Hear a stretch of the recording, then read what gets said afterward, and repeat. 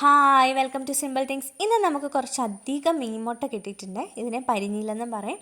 അപ്പോൾ നമുക്കിത് വെച്ചിട്ട് ഒരു റോസ്റ്റ് തയ്യാറാക്കി എടുക്കാം. അപ്പോൾ ഒരു ചട്ടി എടുക്കാം, അതിലേക്ക് എണ്ണ ഒഴിച്ചതിന് ശേഷം നമുക്കിതിലേക്ക് ഉലുവയിട്ട് പൊട്ടിക്കാം.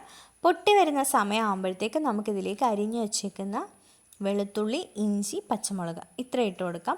അപ്പോൾ ഇഞ്ചിയും പച്ചമുളക് വേണമെങ്കിൽ ചതച്ചും ചേർത്ത് കൊടുക്കാം. പക്ഷെ ഞാൻ ചെറുതായിട്ട് അരിഞ്ഞിട്ട് നല്ലോണം വഴറ്റി കൊടുക്കുന്നുണ്ട്. വഴണ്ട് വരുന്ന സമയമാകുമ്പോഴത്തേക്ക് നമുക്കിതിലേക്ക് തേങ്ങാക്കൊത്ത് ഇട്ട് കൊടുക്കാം.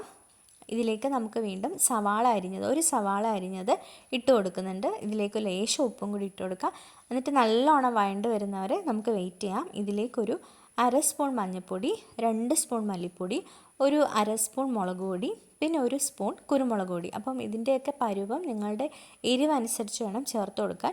പിന്നെ ഇതിൽ ഈ റോസ്റ്റിൻ്റെ അകത്ത് കുരുമുളകിൻ്റെ ഫ്ലേവർ വേണം കൂടി നിൽക്കാൻ. അപ്പോൾ അതുകൊണ്ട് കുരുമുളക് പൊടി കുറച്ച് കൂടുതൽ ആഡ് ചെയ്ത് കൊടുക്കുക. ഇതിലേക്കൊരു പകുതി തക്കാളി അരിഞ്ഞതും കൂടി ഇട്ട് കൊടുക്കുന്നുണ്ട്. അതിലേക്കൊരു ലേശം വെള്ളം ഒഴിച്ച് കൊടുക്കുക. എന്നിട്ട് നല്ലോണം തിളച്ച് വരുന്നവരെ നമുക്ക് വെയിറ്റ് ചെയ്യാം. പിന്നെ ഇതിലേക്കൊരു ലേശം പുളി പിഴിഞ്ഞതും കൂടെ ആഡ് ചെയ്ത് കൊടുക്കുന്നുണ്ട്. എന്നിട്ടൊന്ന് തിളപ്പിച്ചെടുക്കാം.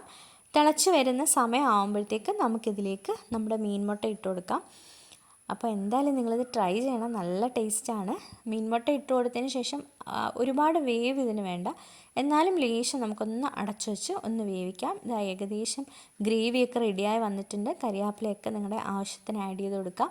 പിന്നെ ഒരുപാട് ഞാനങ്ങ് ഡ്രൈ ആക്കുന്നില്ല, ചോറിൻ്റെ കൂടെ കഴിക്കാൻ വേണ്ടിയിട്ട് ഇതാണ് കറക്റ്റ് പരുവം. കുറച്ച് കരിവേപ്പിലയും കൂടി ഇട്ട് കൊടുക്കാം.